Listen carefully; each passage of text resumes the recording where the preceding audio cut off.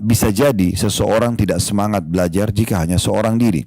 Berbeda dengan jika belajar bersama dengan satu orang atau banyak teman. Maka dia akan lebih termotivasi dan lebih rajin. Alhamdulillah, selalu saja lisan kita bersyukur dan berterima kasih kepada Allah Subhanahu wa taala atas semua nikmat yang Allah berikan kepada kita, termasuk Allah memberikan kepada kita nikmat yang sangat besar, yaitu Islam dan iman. Terutama kalau kita berada di atas kemurnian menjaga sunnah Nabi SAW, dan ini adalah sebuah nikmat yang tidak terhingga, sehingga dipastikan setiap amal-amal yang kita kerjakan akan diterima oleh Allah Subhanahu wa taala karena mengikuti utusannya, yaitu Nabi besar Muhammad sallallahu alaihi wa ala alihi wasallam. Dan kita tinggal mempertahankan kehidupan ini sampai wafat. Selanjutnya kita panjatkan salam hormat kita kepada utusan Allah Nabi Muhammad sallallahu alaihi wa ala alihi wasallam, sebagaimana Allah telah perintahkan kita untuk mengucapkan salam hormat tersebut. Baik, melanjutkan pada buku kita, saudaraku seiman, seperti biasa sunnah-sunnah atau menghidupkan sunnah-sunnah yang terlupakan ditulis oleh Haifah binti Abdullah Ar-Rashid, dan kita akan masuk sekarang ke bab baru, bab ke-9, sunnah seputar membaca Al-Quran. Di sini tentu ada dua hal yang dibahas oleh penulis di poin A dan poin B. Poin A-nya tentang masalah tata cara membaca mat dan wakaf. Nanti akan kita jelaskan insya Allah itu. Kemudian juga ada di poin B-nya tentang masalah tadarus Al-Quran pada malam-malam bulan Ramadan. Ya, walaupun nanti kita akan singgung juga selain Ramadan tentunya ada anjuran yang sangat ditekankan untuk membaca Al-Quran. Baik, supaya lebih jelas dulu bahasan ini, tidak sekedar masuk ke dua poin tadi. Perlu kita sampaikan bahwasanya Al-Quran bukan tulisan seorang manusia yang mungkin buku itu bestseller atau mungkin karena penulisnya terkenal dan banyak fansnya, tapi ini adalah kalamullah, ini adalah kitabullah, ini adalah perkataan Allah Subhanahu wa taala, firman Allah Subhanahu wa taala yang merupakan panduan hidup. Dan kita jadi mengenal diri kita sendiri sebagai manusia. Kita mengenal siapa pencipta kita, pencipta alam semesta ini yang mengatur pergantian siang malam, turunnya hujan, musim-musim secara umum. Bahkan yang menciptakan laki-laki dan perempuan, manusia, jin, hewan-hewan, terjangkau atau tidak terjangkau oleh mata kita. Dan juga kita tahu dari Al-Quran mana yang dibolehkan dan tidak dibolehkan oleh sang pencipta Allah SWT, yang nanti lebih dirincikan lagi dan melalui hadis-hadis Nabi Muhammad sallallahu alaihi wa ala alihi wasallam. Jadi Al-Quran ini teman-teman sekalian memang panduan hidup. Jangan hanya sekedar dianggap seperti buku biasa. Kenapa kita menyinggung di awal pembukaan ini? Karena banyak orang menganggap Al-Quran itu hanya sebagai hiasan dinding saja atau rak bukunya yang ditulis misalnya ayat-ayat tertentu lalu dipajang, tidak pernah dibaca sama sekali. Dengan fikiran mungkin sebagian orang di antara kaum muslimin, semoga Allah berikan hidayah, tulisan Al-Quran yang dipasang di dinding itu bisa mengusir syaitan. Padahal ini tidak benar, ya. Al-Quran itu akan berfungsi kalau dia dibaca. Nah, makanya kalau kita misal tidak bisa tidur di malam hari, maka cara yang paling simpel adalah coba ambil Al-Quran kemudian baca. Pasti akan mengantuk karena syaitan tidak ingin kita membaca Al-Quran. Berarti menandakan ada syaitan di situ, ya, dan dia akan jauh kalau kita berlindung kepada Allah Subhanahu wa taala darinya, ya, melalui atau dengan izin Allah Subhanahu wa taala, ya, melalui Allah Subhanahu wa taala kita minta agar dijauhkan dari syaitan tersebut.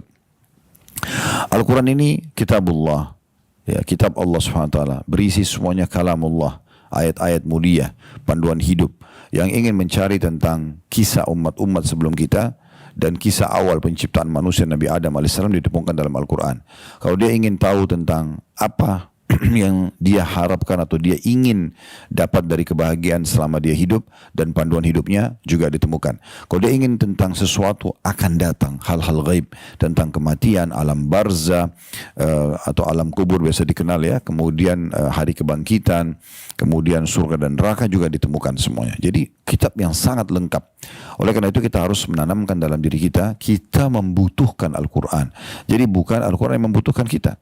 Ya, kenapa sebagian orang bahkan malas sekali membaca Al-Quran, tidak pernah mentadabburi, merenungi makna-maknanya, bahkan tidak terfikir untuk menghafal sebagian, apalagi semua dari surah-surah Al-Quran atau ayat-ayat Al-Quran, atau juga mengamalkan isinya, karena mereka menganggap tidak penting, belum memahami kedudukan Al-Quran itu sendiri. Al-Quran ini teman-teman sekalian ya adalah kitab yang paling sempurna dari semua kitab yang diturunkan oleh Allah Subhanahu wa taala. Dan Allah menyebutkan dalam Al-Quran dalam surah Fatir, surah nomor 34 ya ayat 29 sampai 30, di mana Allah Subhanahu wa taala mengatakan alladzina yatluna kitaballahi wa aqamus salata wa anfaqu mimma razaqnahum sirran wa alaniyatan yarjuna tijaratan lan tabur. Itu ayat 29, liyuwaffiyahum ujurahum wa yazidum min fadli innahu ghafurun syakur. Ini ayat 30-nya. Terjemahnya, sesungguhnya orang-orang yang selalu membaca kitabullah atau kitabnya Allah, Al-Quran. Ini Allah puji pertama sekali di ayat 29 surah Fatir.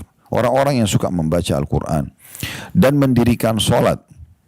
Dan dalam solat pun ada bacaan Al-Quran. Sebagaimana tidak asing buat kita baca surah Al-Fatihah, baca surah setelah Al-Fatihah. Ya. Dan juga menafkahkan sebagian dari rezeki yang kami anugerahkan kepada mereka dengan diam-diam dan terang-terangan bersedekah. Mereka itu mengharapkan perniagaan yang tidak akan merugi. Maksudnya balasan dari Allah Subhanahu wa taala. Itu ayat 29. Ayat 30-nya, agar Allah menyempurnakan kepada mereka pahala mereka dan menambah kepada mereka dari karunia-Nya. Sesungguhnya Allah Maha Pengampun lagi Maha mensyukuri atau tahu menilai kebaikan seseorang. Ya. Ibnu Katsir, seorang ahli tafsir, berkata rahimahullah, qala Qatadah rahimahullah, kana Mutarrif rahimahullah idza qara'a hadhihi al-ayah yaqul hadhihi ayal qurra. Ya. Qatadah yang wafat tahun 118 Hijriah rahimahullah berkata, Mutarrif ya, bin Abdullah, seorang tabi'in yang wafat tahun 95 Hijriah. Jadi Qatadah adalah muridnya, wafat tahun 118, sementara Mutarrif ini seorang tabi'in yang belajar langsung dari sahabat, wafat tahun 95 Hijriah. Kita ketika atau jika Mutarrif membaca ayat ini, ia mengatakan inilah ayat orang-orang yang suka membaca Al-Quran. Inilah ayat-ayat pujian bagi orang-orang yang suka membaca Al-Quran. Asy-Syaukani, ini seorang ulama juga rahimahullah yang meninggal di tahun 1281 Hijriah, berkata, ay yastamiruna ala tilawati wa yudawimunaha. Yaitu orang-orang yang dipuji dalam Al-Quran adalah orang yang terus-menerus membacanya dan menjadikan sebagai pola atau kebiasaannya. Nah ini teman-teman sekalian, berarti tidak asing kita bisa tangkap apa yang kami baru sampaikan tadi tentang kedudukan Al-Quran dan bagaimana seharusnya seseorang muslim itu selalu membaca Al-Quran. Kita dengarkan bagaimana hadits-hadits Nabi SAW. Saking mulianya Al-Quran sampai Allah menjadikan pahala di setiap hurufnya. Di setiap hurufnya. Hadits yang sangat masyhur, hadits Abdullah bin Mas'ud radhiyallahu anhu, beliau mengatakan, qala Rasulullah sallallahu alaihi wasallam, Rasulullah SAW bersabda, man qara'a harfan min kitabillah falahu bihi hasanatun, ya, wal hasanatu bi asyri amsalha, la aqulu alif lam mim harf walakin alifun harfun wa lamun harfun wa mimun harf. Kata Nabi SAW, siapa yang membaca satu huruf, bukan lagi satu kata, satu kalimat, satu huruf dari Al-Quran, maka baginya satu pahala untuk bacaan tersebut. Dan ketahuilah, satu pahala atau satu kebajikan akan dilipat gandakan menjadi 10 kali lipat. Maksudnya 10 pahala per hurufnya. Ya. Dan kata Nabi SAW, aku tidak mengatakan alif lam mim. Kita tahu di awal surah Al-Baqarah misalnya, alif lam mim. Itu satu huruf. Tapi dibagi lagi, alif satu huruf, lam satu huruf, dan mim satu huruf. Artinya alif, lam, mim dapat 30 pahala. Ini bukan main-main teman-teman sekalian. Betapa ruginya orang kalau melewatkan satu hari tanpa membaca ayat Al-Quran. Walaupun cuma Al-Ikhlas, Al-Falaq, An-Nas. Ya. Sudah berapa banyak pahala yang didapatkan. Apalagi kalau dia juga menjalankan baik dalam sholat ataupun misalnya dalam zikir pagi petang. Zikir berkata dibaca Al-Ikhlas, Al-Falaq, An-Nas 3 kali misalnya. Maka itu pahalanya luar biasa melimpahnya gitu ya. Apalagi kalau dia juga coba menambah hafalannya ya. Kalau dia setiap hari bisa menambah 1 lembar bagus, beberapa ayat bagus, tidak bisa seminggu sekali, tidak bisa sebulan sekali, tidak bisa setahun sekali, minimal hafalan kita bertambah. Sehingga kita tidak selalu berada di hafalan yang sama saja ya, sehingga kita bisa menambah karunia dari Allah Subhanahu wa taala karena memuliakan buku ini. Selanjutnya tentunya ya, ada sebuah hadis juga diriwayatkan oleh Ad-Darimi dan disahihkan oleh Syekh Albani dari Abdullah bin Mas'ud radhiyallahu anhu, Qala ta'allamu hadzal Qur'an fa innakum tu'jaruna bitilawati bikulli harfin 10 hasanat. Ama inni la aqulu bi alif lam mim walakin bi alif wa lam mim wa mim bikulli harfin 10 hasanat. Kata Abdullah bin Mas'ud radhiyallahu anhu, pelajarilah Al-Qur'an ini. Karena sungguhnya kalian akan diganjar, diberikan balasan dengan membacanya, membaca setiap hurufnya 10 pahala. Ya. Aku tidak mengatakan alif lam mim satu huruf, tetapi alif, lam dan mim setiap itu dianggap satu huruf dan akan dibalas 10 pahala. Begitu juga ini sejalan tentunya dengan ayat Al-Quran. Artinya kalau Anda berbuat dosa, kita manusia bisa saja berbuat dosa ya. Maka makin banyak pahala yang kita dapatkan dalam sehari, maka makin banyak juga dosa kita yang dibersihkan. Sebagaimana Allah Subhanahu wa taala mengatakan dalam surah Hud, surah nomor 11 ayat 114, berbunyi innal hasanati yudhibnas sayyiat. Sesungguhnya perbuatan-perbuatan baik itu akan menghapus perbuatan-perbuatan buruk atau dosa. Begitu juga tentunya ada motivasi untuk memperbanyak baca ayat-ayat Al-Quran. Contoh, hadis Tamim Ad-Dari radhiyallahu anhu, dalam hadis yang diriwayatkan Ahmad dan disahihkan oleh Syekh Albani dalam Sahihul Jami'. Beliau mengatakan bahwasanya Rasulullah SAW bersabda, man qara'a bimi'ati ayatin fi laylah kutiba lahu qunutu laylah. Barang siapa yang membaca 100 ayat pada satu malam, dituliskan baginya pahala solat semalam suntuk. Ya, ini pahala yang luar biasa gitu ya. Intinya ada motivasi untuk membaca dan memperbanyak ayat-ayat Al-Quran. Makanya para salaf dari kalangan tabi'in, dari kalangan sahabat tabi'in, tabi'in dan orang-orang saleh, dan semoga kita termasuk bersama mereka, itu tidak pernah luput untuk mengkhatam Al-Quran setiap berapa hari sekali. Ada yang 3 hari sekali khatam, ada yang 7 hari, ada yang 10 hari, ada yang sampai 1 bulan. Intinya sebenarnya mereka rutin membaca karena mengejar keutamaan membaca Al-Quran. Dan membaca Al-Quran ini teman-teman sekalian bisa membaca walaupun tidak mengerti artinya. Itu hak pertama Al-Quran, dan Al-Quran memiliki 4 hak dari kita. Kita membaca tanpa mengerti artinya, menghatamnya. Mulai dari Al-Fatihah, Al-Baqarah, Al-Imran, An-Nisa, Al-Ma'idah, Al-An'am, terus sampai An-Nas. Dari surah nomor 1 sampai surah nomor 114. Kemudian kita ulangi lagi, begitu terus. Kemudian yang kedua, tadabbur. Tadabbur ini kita membaca sambil merenungi maknanya. Dan ini tidak harus berurut dari surah nomor 1 sampai surah nomor 114. Boleh kita pilih surah mana saja yang paling mengkritik buat kita, paling menarik buat kita. Tidak masalah, kita mulai di situ dan kita tadabbur, merenungi artinya. Yang ketiga adalah menghafalnya, dan yang keempat mengamalkan isinya. Kemudian di dalam hadis yang lain juga, hadis Abu Hurairah radhiyallahu anhu yang diriwayatkan oleh Imam Muslim, ya. Ini tentang keutamaan baca Al-Quran. Hadits yang masyhur, kata Nabi SAW, ayuhibbu ahadukum idha raja'a ila ahlihi an yajida fi thalatha khalifatin idhamin simanin. Qulna na'am.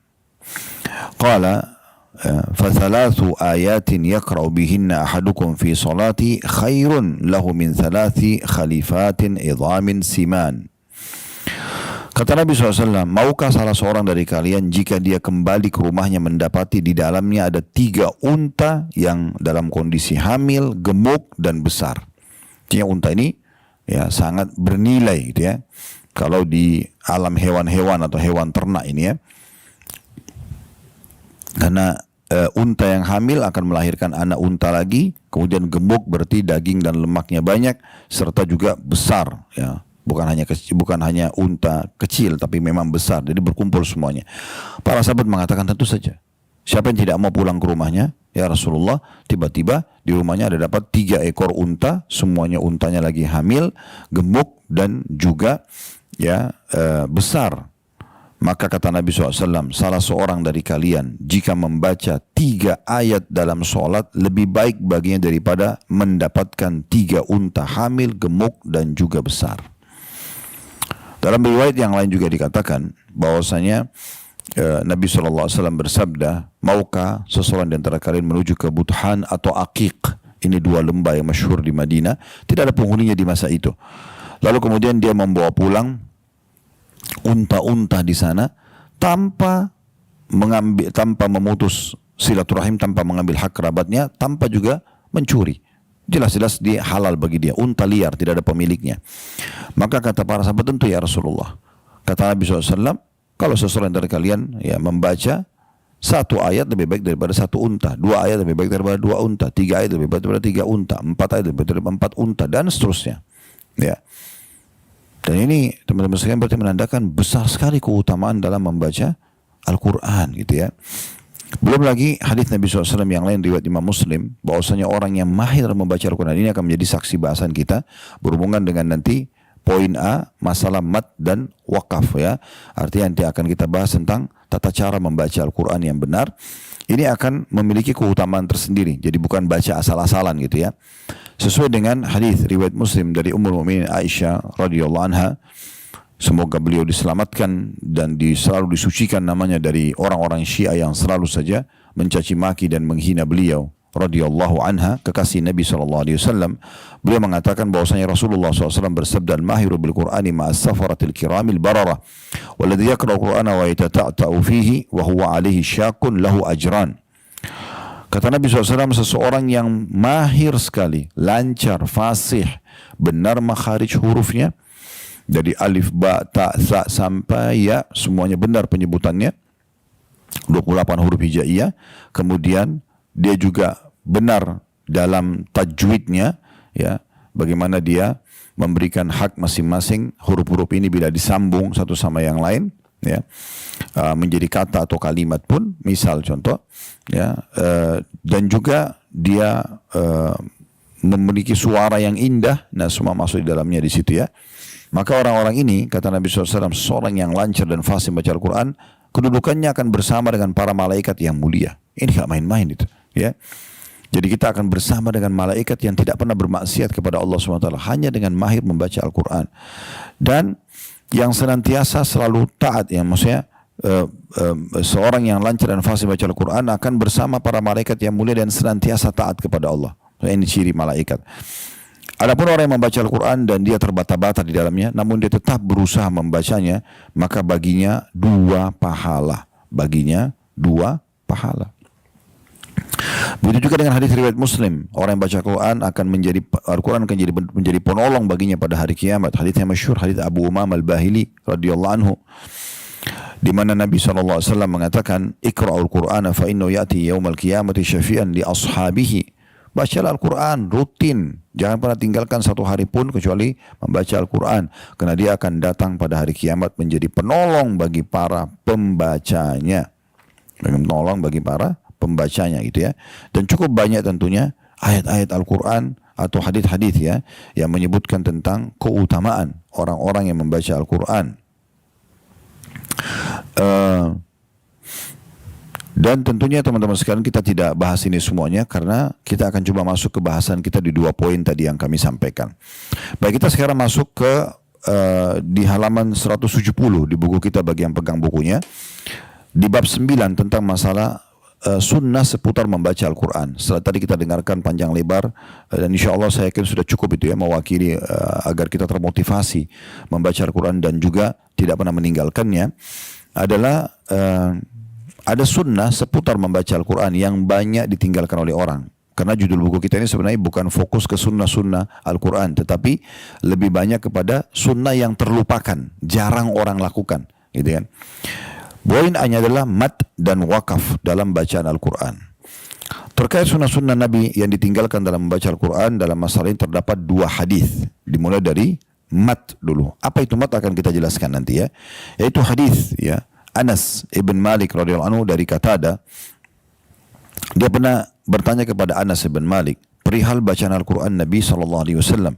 Maka Anas pun radhiyallahu anhu berkata, kana yamuddu madda, bahwasanya Nabi SAW memanjangkan bacaan yang memang harus dibaca panjang. Berarti definisi mat adalah memanjangkan bacaan ayat-ayat Al-Quran atau huruf yang memang harus dipanjangkan. Ada riwayat lain, Qatada menceritakan bahwa Anas bin Malik radhiyallahu anhu, masih orang yang sama tadi, pernah ditanya oleh seseorang mengenai bacaan Al-Quran Rasulullah SAW. Maka beliau menjawab, kanat madda thumma qara'a bismillahirrahmanirrahim yamuddu bi bismillahi wa yamuddu fi ar-rahmani wa yamuddu bi ar-rahim. Bacaan beliau, ya, bacaan Nabi SAW adalah mad, ada yang dipanjangkan. Beliau membaca misalnya Bismillahirrahmanirrahim dengan memanjangkan bacaan pada kata-kata Bismillah, gitu ya. Jadi dia antara kali kata-kata ini ada matnya, Bismillahirrahmanirrahim, gitu ya. Bismillah, kemudian Ar-Rahmani, di atas mim itu ada alif, ya. Jadi sedikit dipanjangkan Ar-Rahmani, ya. Kemudian juga Ar-Rahim, setelah ha ada ya yang sukun, maka dibaca Ar-Rahim, gitu ya. Jadi ada matnya di situ. Kemudian penulis coba menambahkan dari dua riwayat ini berhubungan dengan masalah hukum mad, memanjangkan sebagian bacaan dalam ayat-ayat Al-Quran. Kata penulis berkaitan dengan definisi mad yang disebutkan di atas, Al-Hafidh Ibnu Hajar rahimahullah dalam kitab Fathul Bari menjelaskan, mad dalam membaca Al-Quran ada dua macam. Ya, ada dua macam. Yang pertama mad asli, dan yang kedua mad ghairu asli. Quran lebih terjemahnya mad yang asli dan mad yang bukan asli. Nah, atau panjang, bacaan panjang yang asli, dan ada bacaan yang bukan asli. Seperti itu kurang lebih terjemahan terlihatnya. Nah, kalau mad asli, yakni memanjangkan bacaan huruf yang diikuti oleh huruf alif, waw, ataupun ya. Seperti tadi contohnya sudah disebutkan, mad asli itu contoh Bismillah tadi, ya. Bismillah, Allah itu kalau dalam bahasa Arab teman-teman sekalian, kan kita kalau tulisan itu alif, lam, ha, itu Allah, ya. Tapi dalam bahasa Arab kalau ada tasydid, ya, itu berarti dia double huruf, ya. Sehingga sebenarnya Allah itu adalah alif, lamnya 3 kali, baru ha. Nah, ini ada panjang karena ada alif di situ, ya. Maksud saya di sini biasa di atas tasydid itu ada dikasih tanda seperti alif kecil, ya. Atau juga, ya, disebutkan antara di sini Ar-Rahman, ya. Contoh tadi sudah kita kasih gambaran, setelah mim ada alif, ya. Jadi biasanya di Al-Quran itu di yang modern sekarang sudah tinggal dikasih seperti huruf kecil alif, ya. Begitu juga bisa alif, ya. Bisa juga ya, Ar-Rahim, antara ha dengan mim ada ya yang sukun di situ. Maka dibaca sedikit agak panjang. Ini bukan Ar-Rahim tapi Ar-Rahim, itu, ya. Bukan Ar-Rahman tapi Ar-Rahman, ya. Seperti itu kurang lebih yang dimaksud dalam mad asli. Sementara mad yang ghairu asli atau mad yang bukan asli dalam istilah ulama menjelaskan masalah tajwid, ya. Yakni bila huruf suatu kata diikuti sifatnya hamzah, ya. Dan mad ini terbagi menjadi dua, ada muttasil dan munfasil. Ada muttasil maksudnya yang bersambung, ada yang munfasil yang terpisah. Jadi kapan alif ketemu sama hamzah, ya, ada alif ketemu dengan hamzah, sehingga alif ini sebenarnya dia berfungsi sifatnya seperti hamzah. Contoh, kalau mad yang muttasil atau nyambung, jaa, jim, alif, alif, hamzah, jaa, gitu, ya. Jadi alif ini dia seperti fungsinya hamzah, sehingga dibaca mad, jaa, gitu, ya.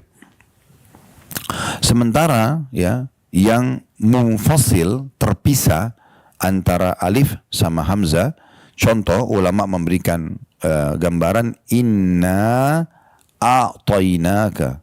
Inna a'tainaka. Inna ada alifnya, kemudian bertemu setelah itu dengan hamzah, pakai alif juga, a'tainaka, gitu, ya. Karena ada lagi di atas, di bawah hamzah ada alif, maka dianggap ini munfasil, seperti terpisah. Kalau tadi jaa, kalau tulisannya itu jim, alif, langsung hamzah. Hamzah itu nggak ada penopangnya di bawah, gitu, ya. Maka itu dikatakan muttasil. Nah, kurang lebih seperti itu. Nah, kalau kita menemukan ini, maka kita membaca inna a'tainaka. Jadi ada sedikit panjang, inna a'tainaka, ya. Tentu sebagian ulama ada yang memberikan istilah harakah. Kalau ja'a tadi yang muttasil itu kurang lebih antara 4 sampai 5 harakah, bisa dibaca ja'a ya. Kalau inna a'tainaka, dari inna alifnya ke hamzanya ini antara 2 bisa sampai 6 harakah. Misal contoh inna a'tainaka ya, jadi dibaca sedikit panjang gitu ya. Nah kurang lebih seperti itu. Jadi ini berhubungan dengan masalah mat. Tentu kalau kita ingin membuka pintu ini cukup panjang bahasannya karena membahas masalah tajwid secara umum, dan kami sarankan teman-teman mempelajari tajwid secara khusus ya, karena kita bukan sedang membahas itu, kita sedang membahas bahwasanya ada bacaan-bacaan dalam Al-Quran, huruf-hurufnya, kata-katanya yang perlu diperpanjang. Nah biasanya diringkaskan di Quran-Quran canggih sekarang itu, kalau Anda beli Quran dengan tajwidnya biasanya sudah dikasih seperti ada ombak gitu ya. Nah itu supaya Anda tahu ini dibaca panjang gitu ya, dibaca panjang. Atau Anda menemukan ada ya tadi, ada waw misalnya, itu sedikit dibaca panjang, tapi ya sama waw dengan alif ini dalam kondisi sukun ya. Itu sekali lagi kita bukan sedang membahas tajwid, tapi kita sedang membahas masalah matnya saja. Artinya ada sunnah Nabi SAW yaitu memperpanjang beberapa huruf-huruf Al-Quran yang harus dipanjangkan, yang ditinggalkan oleh umumnya muslimin gitu ya. Kemudian juga ada hadis ya, Ummu Salamah radhiyallahu anha dari Ibnu Jurayj dari Abdullah bin Abi Mulaika, dari Ummu Salamah radhiyallahu anha, dia mengatakan karena Rasulullah SAW yuqatti'u qira'atah yaqul alhamdulillahi rabbil alamin, berhenti, thumma yaqif ar-rahmanir rahim, thumma yaqif, kemudian beliau berhenti, wa kana yaqra'uha maliki yaumiddin ya, maliki yaumiddin, setelah mim ada alif dulu sedikit panjang, maliki yaumiddin gitu ya. Walaupun ini banyak qiraatnya, ada yang juga menukil maliki yaumiddin ya langsung, tapi ada yang membaca panjang, dan Allahu alam ini yang paling masyhur dalam Mushaf Utsmani, jadi dibaca panjang maliki yaumiddin dari riwayat Ummu Salamah radhiyallahu anha. Di sini yang dimaksud adalah kita masuk ke masalah wakaf, berhenti. Jadi kalau Anda lihat Al-Quran Mushaf selalu ada tulisan angka ayat sesudahnya. Misal Alhamdulillahi Rabbil Alamin, ada angka, biasanya ada angka 2 itu di surah Al-Fatihah, karena Bismillahirrahmanirrahim ayat 1-nya gitu ya. Atau kita mulai Bismillahirrahmanirrahim ayat 1, ada angka 1, berhenti dulu di situ. Kemudian Alhamdulillahi Rabbil Alamin angka 2, berhenti dulu. Itu namanya wakaf, berhenti pada tempatnya. Atau ada wakaf-wakaf tertentu ya, seperti contoh kalau Anda menemukan ada tulisan jim kecil, shad kecil, itu berarti Anda dianjurkan untuk berhenti baru melanjutkan bacaan gitu ya. Walaupun Anda boleh melanjutkan bacaan, dan khilaf di antara ulama apakah seseorang itu dia berhenti di setiap ayat atau dia menyambung kalau ayat tersebut punya korelasi atau hubungan dengan ayat sebelumnya. Nah, jadi dua pendapat ini, tapi tetap Syekh Albani rahimahullah dan para ulama-ulama kita itu mengatakan yang paling sesuai dengan sunnah adalah bagaimana berhenti di setiap ayat walaupun ada korelasi antara ayat 1 sama ayat sesudahnya. Nah ini yang dimaksudkan. Dan dalam redaksi lain dikatakan bahwasanya yuqatti'u qira'atahu ayah. Rasulullah SAW memotong-motong atau mewakafkan, berhenti ya bacaan Al-Qur'annya ayat demi ayat. Ayat demi ayat. Sehingga betul-betul terbaca ya dengan tenang, dengan tartil, dan memberikan hak masing-masing daripada Al-Quran atau ayat Al-Quran. Bahkan Nabi SAW memberikan hak setiap hurufnya. Di sini ada pendapat ulama seputar hadis tentang hadis Ummu Salamah. Di sini saya tidak perlu bacakan karena ini adalah penjelasan tentang masalah sanadnya gitu ya. Tetapi kesimpulannya teman-teman sekalian dari halaman 172 dan 173 ya. Ini sebenarnya menunjukkan sampai 174 ya. Menunjukkan bahwasanya bacaan tadi saya bilang kesimpulannya adalah yang paling tepat berhenti di setiap ya ayat Al-Quran. Ya, tadi sudah kami kasih contoh ya. Seperti misalnya yang lain, Qul huwallahu ahad, itu ada angka di situ 1 biasanya. Allahus samad. Nah berhenti lagi. Begitu terusnya. Jadi dilihat ada angka berarti kita berhenti. Nah kurang lebih seperti itu. Nah ini gambaran tentang masalah daripada mat di poin A ya, dan juga wakaf. Dan di situ kalau teman-teman pegang buku di halaman 175 ada kesimpulannya. Al-Albani rahimahullah mengatakan ini adalah termasuk amalan sunnah yang ditinggalkan oleh mayoritas qurra atau pembaca Al-Quran di masa sekarang ya. Juga termasuk kalangan selain para qurra atau pembaca Al-Quran. Di masa sekarang itu mereka jarang sekali ya membaca ayat demi ayat, berhenti gitu. Bahkan ada banyak orang menyambungnya secara langsung, walaupun sebenarnya tidak masalah ya. Misalnya orang baca alhamdulillahirabbil alamin gitu, dia mau berhenti atau dia mau sambung langsung ya, langsung dia baca ke Ar-Rahmanir Rahim dan seterusnya, itu juga dibolehkan. Tetapi yang sesuai dengan sunnah lebih besar pahalanya adalah bagaimana kita berhenti ya di setiap ayat. Dan penulis juga mengatakan guru para qurra pembaca Al-Quran Abu Amr Ad-Dani dalam Al-Mukhtafa ya, nama bukunya, berkata mayoritas imam ulama salaf dan para qurra masa lampau lebih menyukai membaca wakaf pada tiap-tiap ayat meskipun ayat itu saling berkaitan satu sama yang lainnya. Ya, ini kurang lebih bahasan sederhana tentang masalah mat dan wakaf yang banyak dilupakan oleh kaum muslimin. Sekarang kita masuk ke poin B-nya, masalah tadarus Al-Quran pada malam-malam bulan Ramadan. Beranjak daripada riwayat Abdullah bin Abbas radhiyallahu anhu, dan ini hadis riwayat Bukhari Muslim.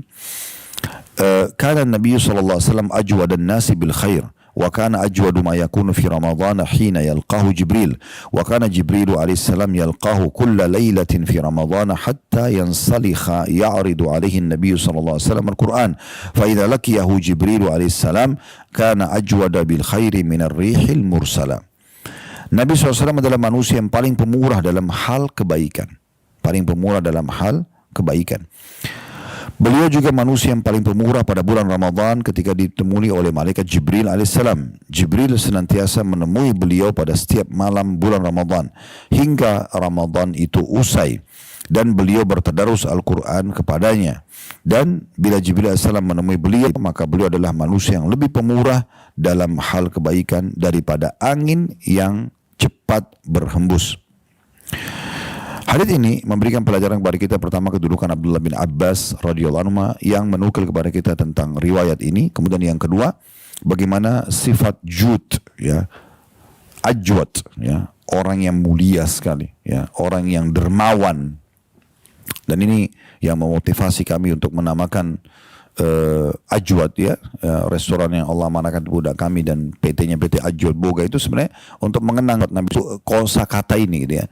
Bagaimana kita mengikuti sifat Nabi SAW, jud, ajwad, orang yang dermawan, orang yang suka berbagi. Itu sifat Nabi SAW, dan semoga Allah mudahkan kita seperti itu ya. Karena orang yang dermawan dicintai oleh Allah, dicintai oleh manusia ya. Sebaliknya orang yang pelit, orang yang perhitungan itu akan tidak disukai oleh Allah, dibenci. Bahkan Imam Adzabi masukkan rahimahullah dalam kategori dosa besar, dan juga manusia tidak menyukai orang yang pelit gitu ya.